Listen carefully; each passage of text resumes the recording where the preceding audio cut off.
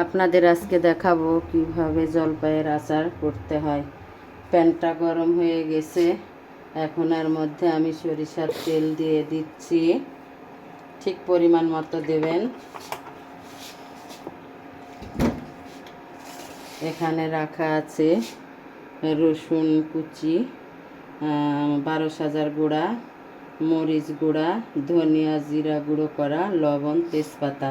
প্রথমে আমি দুটো তেজপাতা দিয়ে দিচ্ছি।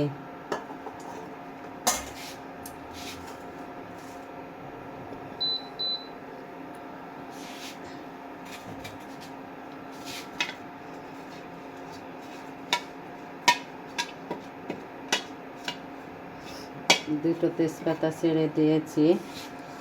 এখন আমি তেলটা গরম হয়ে এসছে, এখন এর মধ্যে আমি দিয়ে দিচ্ছি রসুন কুচি। রসুন দিয়ে জলপাইয়ের আচার কিভাবে করতে হয় সেটাই আজকে আপনাদের দেখাবো। কেউ কেউ রসুন দেয় জলপাইয়ের আচারে, আবার কেউ এমনিতেই বানায়। রসুন দিলে স্বাদটা ঠিক আলাদা হয়, এই জন্য আমি রসুন দিয়ে দিয়েছি। রসুনটা একটু হালকা ব্রাউন কালার আসবে, এটা এইভাবে নেড়ে চেড়ে নেবেন।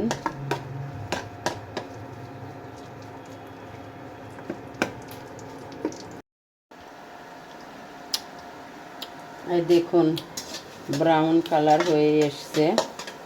এখন আমি এটার মধ্যে জলপাইগুলো ঢেলে দিব। জলপাইটা সিদ্ধ করে আগে ধুয়ে রেখেছিলাম, এখন আমি এটাকে এর মধ্যে দিয়ে দিচ্ছি। মরিচের গুঁড়া,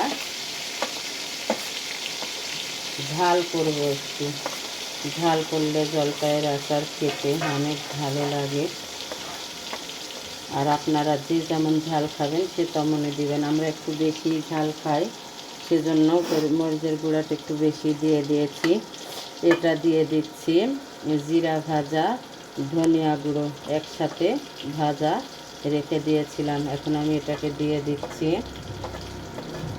তারপরে দেব স্বাদ মতো লবণ,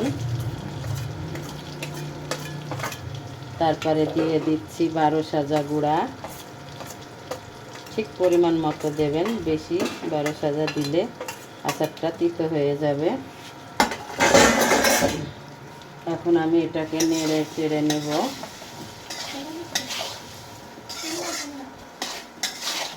কেউ কেউ এমনি বানায়, আমি রসুন দিয়ে বানাচ্ছি। কীভাবে জলপাইয়ের আচার রসুন দিয়ে তৈরি করতে হয় সেটাই আপনাদের দেখাচ্ছি। এখন আমি এর মধ্যে পরিমাণ মতো চিনি দিয়ে দিচ্ছি।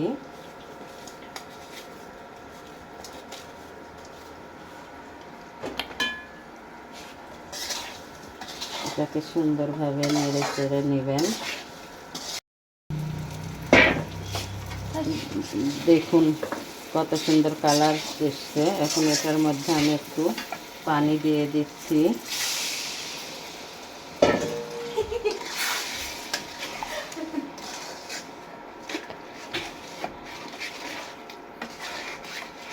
দেখুন কতটা পরিমাণ পানি দিয়ে দিয়েছি, আর একটু দেব, তার কারণ জলপাইটা সিদ্ধ হতে একটু সময় লাগবে।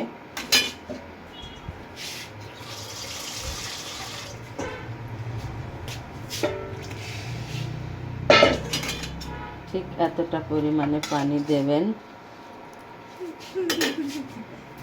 এটা এখন আমি ঢাকনা দিয়ে ঢেকে রাখবো ঠিক 10 মিনিট। 10 মিনিট পরে আবার আপনাদের সামনে আসব। এই দেখুন কত সুন্দর কালার এসছে, এটা প্রায় হয়ে এসছে। এটা ঠিক আচারও না, একটু নরম রাখবো, যাকে বলে টক। আপনি দুপুরবেলা ভাত খেলেন, মাছ মাংস দিয়ে ভাত খাওয়ার পরে শেষ পাতে যদি এই একটু টক হয় তাহলে অনেক ভালো লাগে। আপনার খাবার ঠিকঠাকভাবে হজমও হবে, শেষ পাতে খেতেও ভালো লাগবে। এটাই আমার জলপাইয়ের টক বানানোর টিপস। কীভাবে তৈরি করতে হয় আগে আপনাদের বলে দিয়েছি। এটা প্রায় হয়ে গেছে। দেখুন কত সুন্দর কালার এসছে। একটু নরম রেখেছি, ভাতের সাথে খেতে ভালো লাগবে বা খালি মুখেও খেতে পারেন। এটাই আজকের টক রান্নার টিপস আপনাদের দেখালাম।